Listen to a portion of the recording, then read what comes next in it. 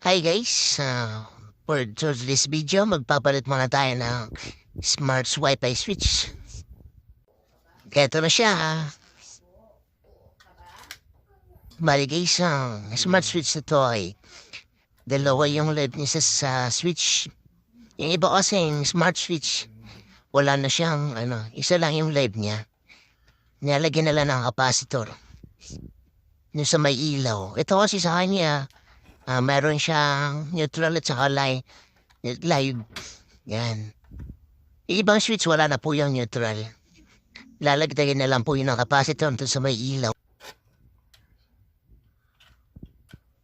Ano guys, subukan natin kung gagana nga siya.